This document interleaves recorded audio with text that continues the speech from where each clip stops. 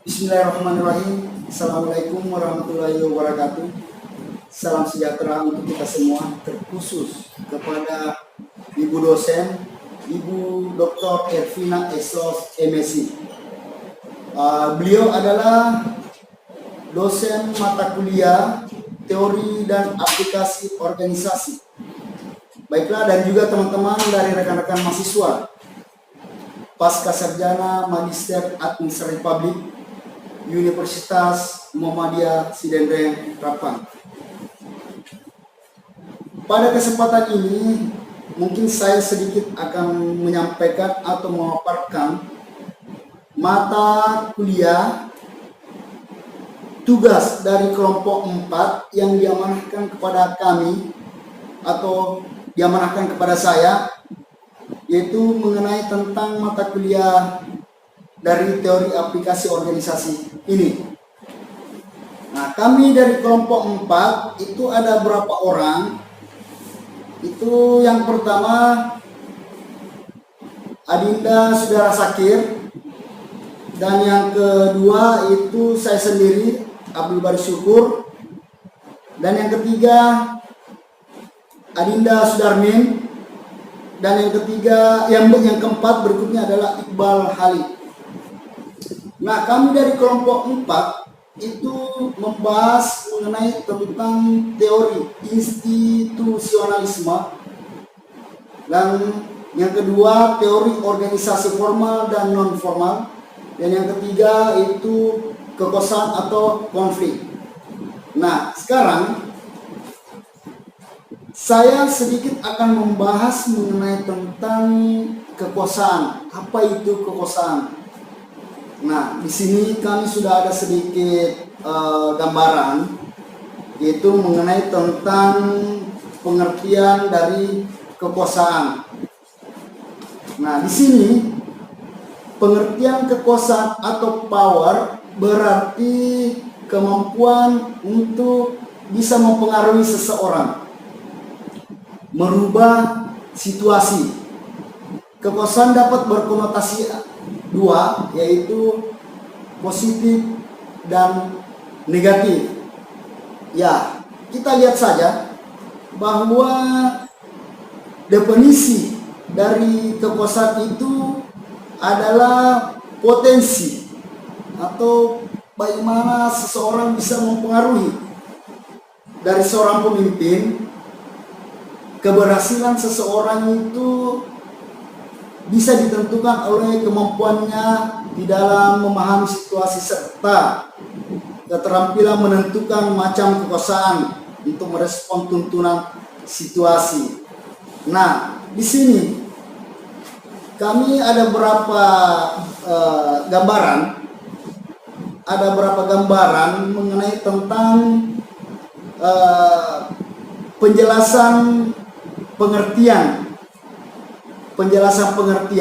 mengenai tentang kekuasaan. Nah, kalau kita lihat pengertian kekuasaan itu tidak lain adalah kewenangan yang didapat oleh seorang atau kelompok guna menjalankan kewenangan yang diberikan kepada seseorang, dan kewenangan itu tidak boleh dijalankan melebihi dari kewenangan yang diperoleh atau kemampuan seseorang atau kelompok untuk bisa mempengaruhi tingkah laku orang atau kelompok sesuai dengan keinginannya dari pelaku. Jadi kekuasaan itu bisa saja merupakan kemampuan untuk bisa mempengaruhi pihak lain untuk berpikir dan berperilaku sesuai dengan kehendak dari manusia tersebut. Jadi bisa saja di sini kesimpulan dari kekuasaan itu tidak lain adalah merupakan suatu kewenangan yang dimiliki seseorang atau kelompok untuk bisa menjalankan sesuatu hal, baik itu yang positif maupun negatif. Baik mungkin kekuasaan yang bersifat apa saja, yang jelasnya bagaimana cara seseorang itu untuk bisa mempengaruhi, bisa sedikit memberi ruang untuk bisa orang tersebut bisa mempengaruhi berperilaku untuk bagaimana caranya manusia itu bisa berkuasa. Nah, sekarang para ahli, ada berapa pengertian kosan beberapa para ahli, itu diantaranya dari Walter North. Menurut penjelasan dari Walter North, bahwa kekuasaan itu kemampuan untuk mencapai suatu tujuan yang berbeda. Nah, ini menurut dari Walter North. Terus ada pula menurut beberapa ahli, itu dari Miriam Budiarjo. Nah, di sini menurut Miriam Budiarjo, beliau adalah dalam buku pengantar ilmu politiknya bahwa kekuasaan itu merupakan kemampuan individu sekelompok orang untuk bisa mempengaruhi kelompok individu lainnya dengan sesuai dengan apa yang diinginkannya. Nah, ini menurut Miriam Budiarjo. Jadi ada beberapa pengertian kekuasaan menurut beberapa ahli. Nah, ini diantaranya Walter North dan Miriam Budiarjo. Nah, sekarang kalau kita melihat dari unsur-unsur kekuasaan, unsur kekuasaan itu yang pertama adanya wewenang untuk bagaimana caranya peranan atau posisi yang resmi untuk bisa mempengaruhi, misalnya hubungan pembantu rumah tangga dengan majikannya. Nah, ini yang pertama. Ini bagaimana caranya antara majikan dengan pembantu rumah tangga. Nah, di sini majikan itu memberikan tenaganya untuk membantu pekerjaan rumah tangga untuk si majikannya. Dan yang kedua ini unsur kekuasaan yang kedua ini adanya paksaan atau adanya ancaman yang tidak diinginkan, kekuasaan yang bersifat ilegal atau tidak resmi. Contoh misalnya seorang preman yang sering mengganggu dan memalak seseorang dengan cara paksa. Nah, yang ketiga ini manipulatif, merupakan kekuasaan yang bersifat licik. Nah, ini yang tadi sempat saya jelaskan, ada yang positif, konotasinya ada bersifat positif dan ada yang bersifat negatif. Nah, ini diantara contoh selanjutnya. Ini manipulatif merupakan kekuasaan yang bersifat licik, yaitu dapat menipu atau mempengaruhi orang lain agar seseorang dapat tertarik padanya. Jadi sebuah titik di mana kita berusaha melebihkan atau mengurangkan sesuatu sehingga tidak tampak seperti adanya perintah. Misalnya contoh misalnya melukis, terkadang mereka mendapatkan sedikit warna, menunjukkan bahwa sebenarnya itu terlihat lebih indah, ya, atau mungkin tidak begitu hebat. Itu menunjukkan bahwa mereka tidak sombong atau rajin. Nah, yang berikut dari unsur-unsur kekuasaan itu yang keempat itu kerjasama. Nah, kerjasama adalah suatu kegiatan yang dilakukan secara individu atau kelompok untuk bisa mencapai suatu tujuan.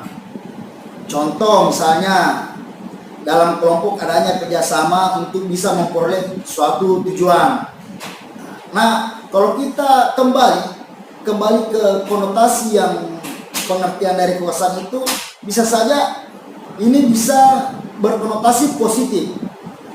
Nah, terus ini yang kelima, yang terakhir, upah dan prestasi dari kerja setiap karyawan perlu dinilai. Oleh karena itu, penilaian prestasi kerja adalah merupakan proses di mana organisasi mengevaluasi atau menilai prestasi kerja antara bawahan dengan atasan. Contoh misalnya seorang yang bekerja dan mengerjakan apa yang diperintahkan oleh pimpinan atau bosnya. Nah, karena berharap untuk bisa mendapatkan upah yang diberikan oleh atasannya. Nah, terus kemudian kita lihat di sini.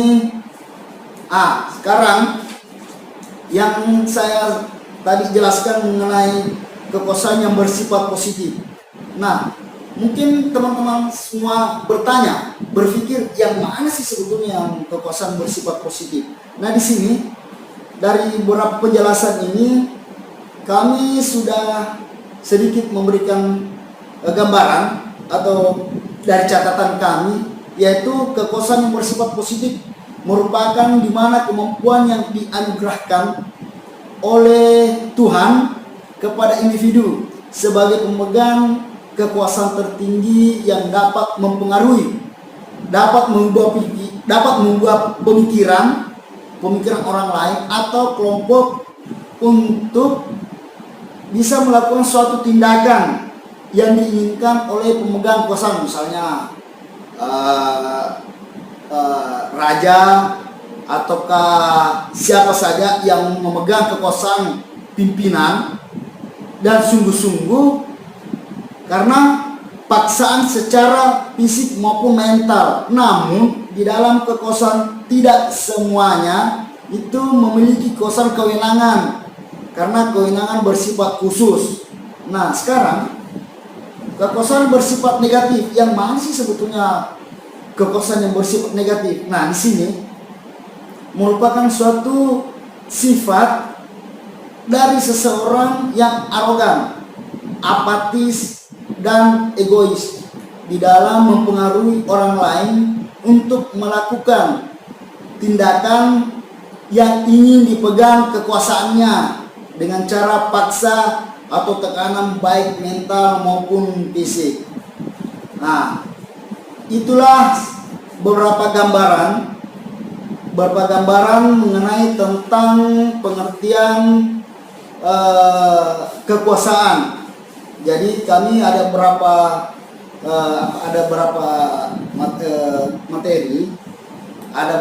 materi yang kami sudah rangkum itu mengenai tugas kami, yaitu dari kelompok 4 mengenai kekuasaan.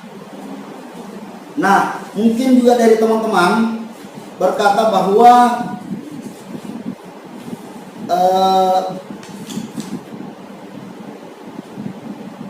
tugas kami yang diamanahkan kepada kami itu hanya sebagian kecil yang bisa kami paparkan, yang bisa kami sampaikan, dan mungkin mudah-mudahan apa yang bisa kami sampaikan atau paparkan kepada teman-teman mudah-mudahan bisa sedikit memberi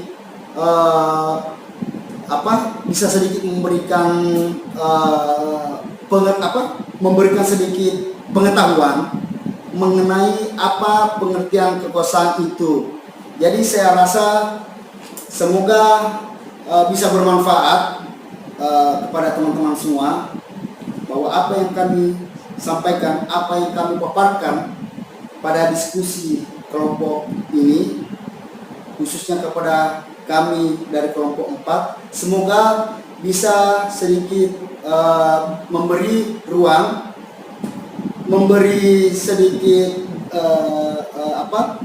alasan bahwa itulah penyampaian atau materi yang bisa sedikit kami sampaikan atau paparkan. Mudah-mudahan bisa bernilai ibadah, dan teman-teman mohon maaf atas segala kekurangan. Assalamualaikum warahmatullahi wabarakatuh. Mantap untuk kelompok 4. Sip. Bismillahirrahmanirrahim. Assalamualaikum warahmatullahi wabarakatuh. Alhamdulillah, bersyukur kehadirat Allah Subhanahu wa taala yang senantiasa memberikan begitu banyak bentuk sempurna nikmat, sehingga pada kesempatan yang berbahagia ini kita masih sempat berkumpul meskipun dalam suasana pandemi. Kita menggunakan media untuk terus melakukan aktivitas yang sifatnya produktif, dan itu perlu kita syukuri secara bersama. Kemudian salawat kepada Rasulullah Muhammad sallallahu alaihi wasallam. Allahumma shalli ala Muhammad wa ala ali Muhammad. Nabi yang menjadi panutan bagi kita dalam menjalankan segala aktivitas kehidupan di muka bumi ini. Baik teman-teman dan ibu dosen yang kami hormati, saya Musakir, anggota dari kelompok 4 yang akan mempresentasikan seputar tentang tugas yang diberikan oleh ibu, dan saya mendapat bagian untuk menjelaskan terkait dengan organisasi informal dan organisasi formal. Kalau kita coba mendefinisikan secara sederhana bahwa organisasi informal itu adalah organisasi yang sifatnya tidak terlalu terikat dengan aturan, ya, dan sifatnya spontanitas yang dibentuk untuk kebutuhan-kebutuhan tertentu. Kemudian kalau organisasi formal tentu sangat erat kaitannya dengan organisasi yang sifatnya terencana, punya pembagian-pembagian tugas, ada aturan yang mengikat seluruh anggota yang beraktivitas dalam wadah organisasi itu. Nah, itu secara definisi dasar yang tentu sebenarnya sudah kita paham. Nah, pada kesempatan ini saya akan coba menjelaskan beberapa poin terkait dengan organisasi informal dan organisasi formal. Sebenarnya secara sederhana tadi saya sudah kemukakan di awal bahwa organisasi informal ini adalah organisasi yang dibentuk secara spontanitas untuk kebutuhan-kebutuhan sesaat yang sifatnya tidak ada aturan yang mengikat, dan keanggotaan tidak jelas kapan dia menjadi anggota dan kapan dia menjadi bukan anggota. Menurut Tedderson dalam definisinya menjelaskan terkait dengan organisasi informal ini adalah sebuah sistem hubungan personal yang terbentuk secara spontanitas antara individu dengan individu yang lain di ruang lingkup organisasi, ya. Dan sifatnya tidak ada aturan yang mengikat, dan itu hanya sekedar untuk berkumpul kepentingan sesaat. Itu secara definisi sederhana sekaitan dengan organisasi informal. Terus organisasi informal ini sebenarnya dibentuk bukan atas dasar peraturan hukum tertentu, tetapi lebih merupakan kesepakatan secara spontan oleh orang-orang yang berkumpul pada saat itu untuk membentuk sebuah organisasi ini. Adapun ciri-ciri sebenarnya untuk lebih memahami perbedaan antara organisasi informal ini dengan organisasi formal, ada beberapa ciri-ciri yang menjelaskan tentang karakteristik tentang organisasi informal ini. Misalnya tidak memiliki perincian tugas yang jelas, ya. Tidak memiliki perincian tugas yang jelas. Kemudian yang kedua, bersifat bebas atau fleksibel, sesuai dengan kebutuhan anggota-anggota yang tergabung dalam organisasi itu. Kemudian yang ketiga, tidak mengikat. Tadi di awal sudah saya kemukakan bahwa tentu kalau kita berbicara organisasi informal ini, sebenarnya tidak ada aturan yang menjadi kesepakatan dasar yang menjadi tolak ukur untuk mengikat semua anggota yang terlibat di organisasi itu. Maka sifatnya fleksibel dan tidak terikat oleh aturan. Kemudian yang keempat, bersifat tidak pasti dan spontanitas, ya. Tadi di awal saya katakan itu. Itu beberapa ciri-ciri tentang organisasi informal ini. Kemudian keanggotaan yang sifat terbuka dan bebas, ya. Tidak bisa dipastikan kapan dia menjadi anggota dan kapan dia tidak menjadi anggota, kan? Itu definisi atau ciri-ciri tentang organisasi informal ini. Kemudian memiliki ketentuan formal bisa berubah-ubah dan tidak tertulis yang bersifat kesepakatan bersama, ya kan? Kemudian yang sebenarnya perlu digarisbawahi sekaitan dengan organisasi informal ini, tentu berbeda dengan organisasi formal yang tadi secara pengertian dasar bahwa ada kebebasan yang tidak sifatnya mengikat kepada seluruh anggota yang terlibat. Setelah kita mengetahui ciri-ciri tentang organisasi informal ini, teman-teman sekalian, misalnya bisa kita berikan beberapa contoh, ya kan, untuk lebih memahami yang manakah sebenarnya organisasi-organisasi yang sifatnya informal. Misalnya klub motor, kan, bisa kita dapati ada perkumpulan-perkumpulan kelompok tertentu yang sevisi dan semisi, kan, tetapi tentu tidak ada aturan yang mengikat seluruh anggota, kan. Kemudian klub baca misalnya, kan, organisasi pemuda, organisasi yang untuk pembentukan games misalnya, kan. Kemudian persahabatan yang secara sadar yang mereka menganggap bahwa penting untuk membuat sebuah wadah untuk kita saling berbagi pikiran. Nah, itu beberapa contoh-contoh, atau misalnya seperti arisan, ya kan. Itu beberapa contoh yang bisa kita ketahui tentang organisasi informal itu. Nah, itu teman-teman sekalian. Kemudian organisasi formal tentu kebalikan daripada organisasi informal tadi. Nah, kalau organisasi formal ada beberapa pendapat ahli yang menjelaskan terkait dengan organisasi formal itu. Kalau pendapat Federson dengan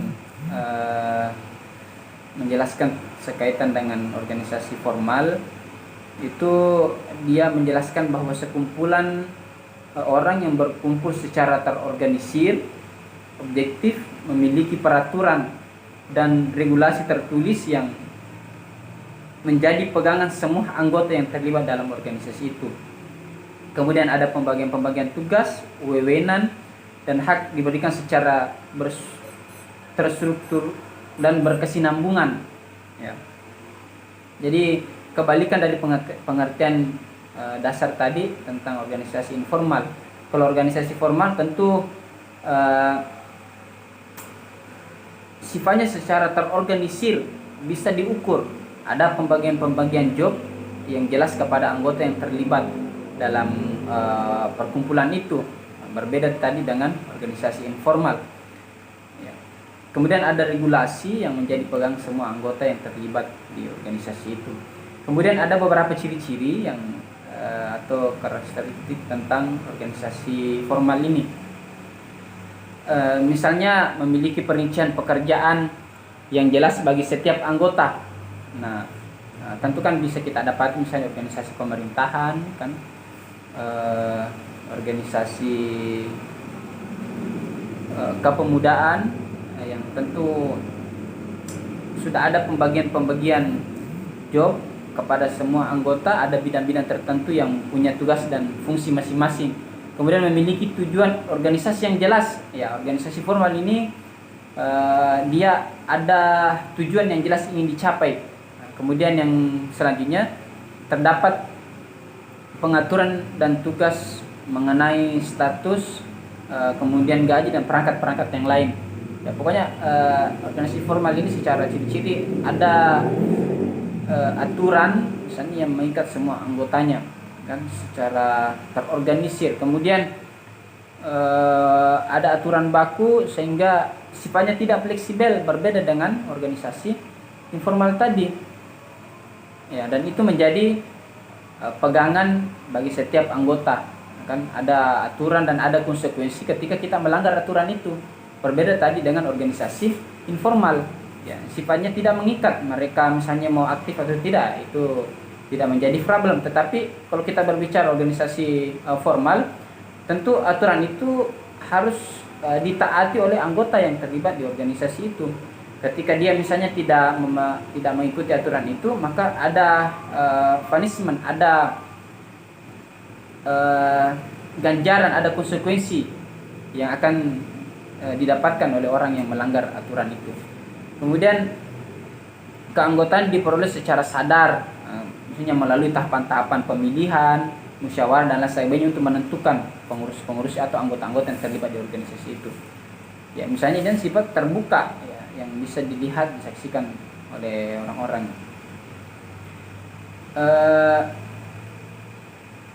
Kemudian bisa kita lihat misalnya ada beberapa contoh organisasi yang sifatnya formal. Yang pertama misalnya pemerintahan daerah, kan, pemerintah. Kemudian perguruan tinggi misalnya. Kemudian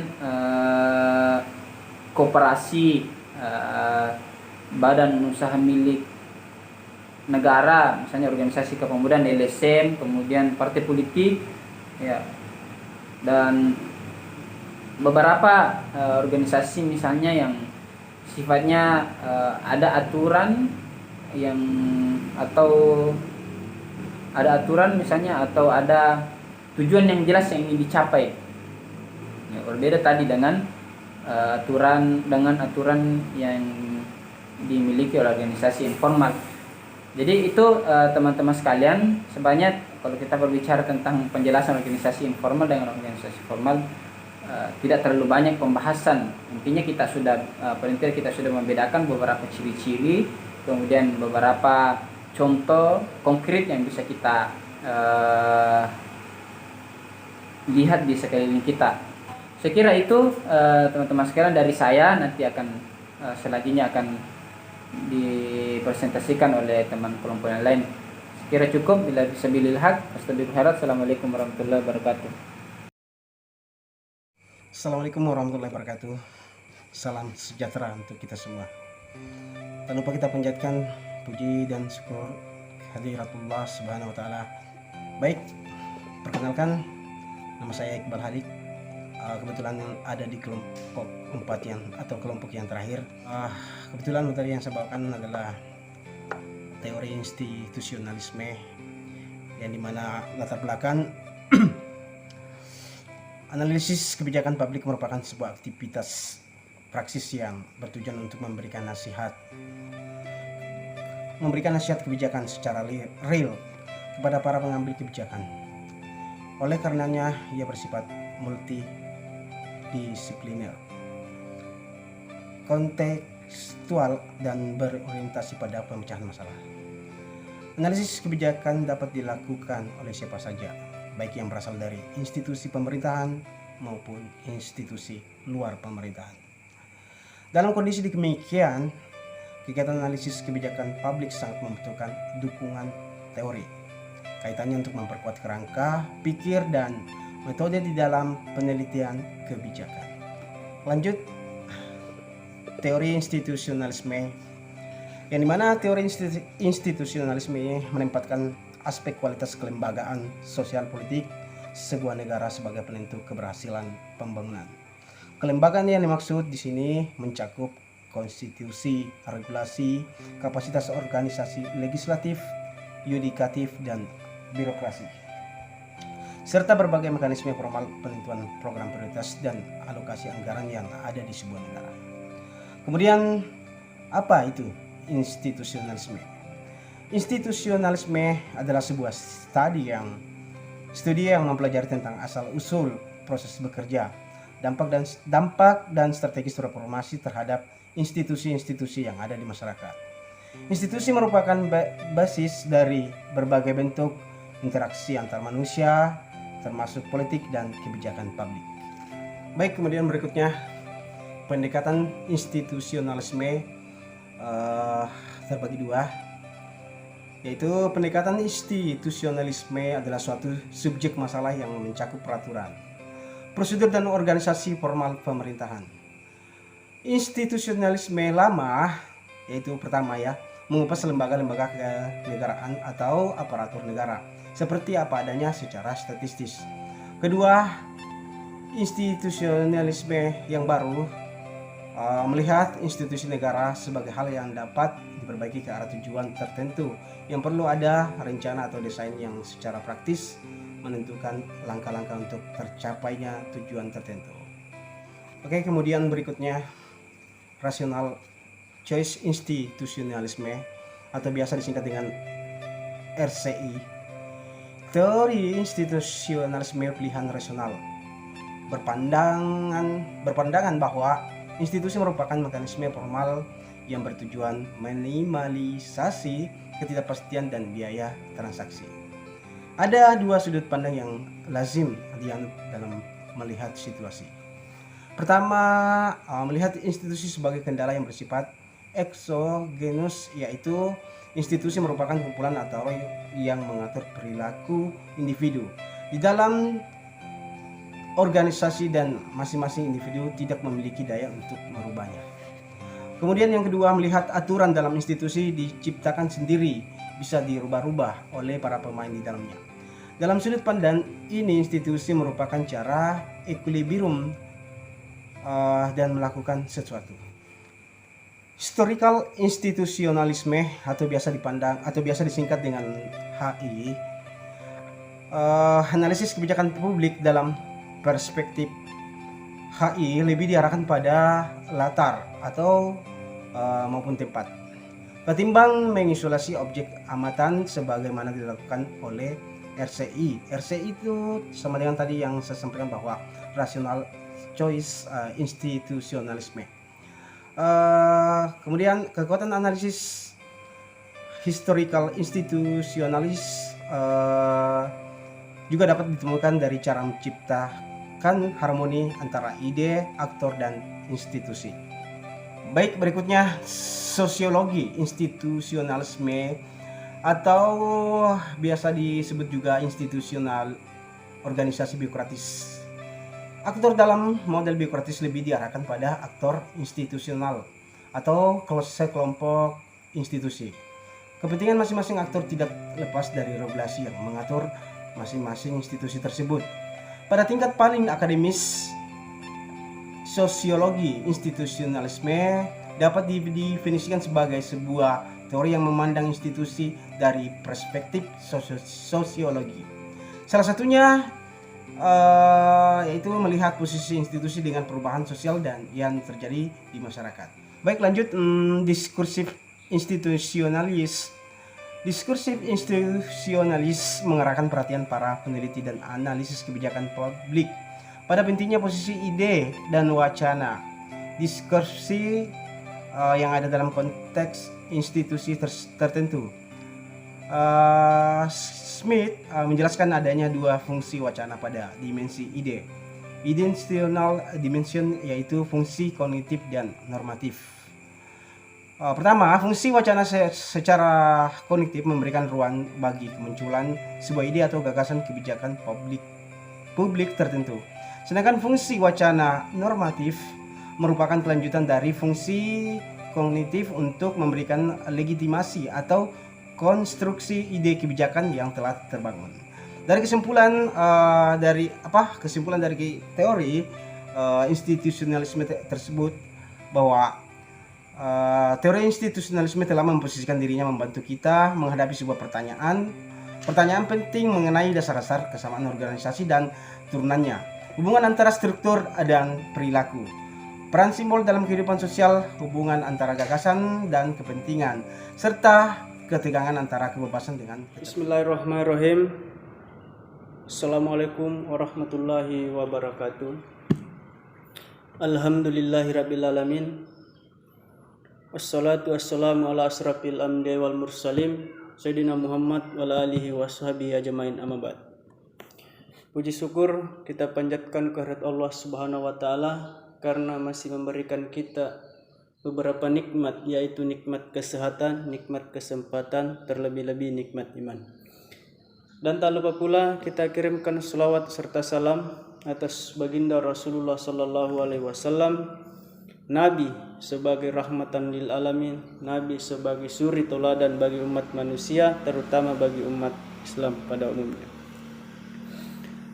Perkenalkan, nama saya Sudarmin dari kelompok 4. Ingin menyampaikan suatu materi pada siang hari ini, yaitu pengambilan keputusan dalam konflik. Nah, sedikit saya jelaskan masalah pengertian konflik. Pengertian konflik. Konflik diartikan sebagai suatu proses antara dua belah pihak atau lebih dari dua orang yang ingin menjadi suatu yang terbaik dan berusaha menyingkirkan lawan-lawannya sehingga bisa menimbulkan konflik. Nah, sebab timbulnya konflik ada beberapa, yaitu adanya perbedaan persepsi atau perbedaan pendapat, adanya ketidakkeharmonisan berpikir, adanya keegoisan atau perlakuan, adanya kekurangan komunikasi satu dengan yang lain terjadinya diskriminasi atau kebencian. Nah, jenis-jenis konflik yaitu konflik di dalam hati dan atau pikiran atas proses pengambilan keputusan dari berbagai alternatif atau suatu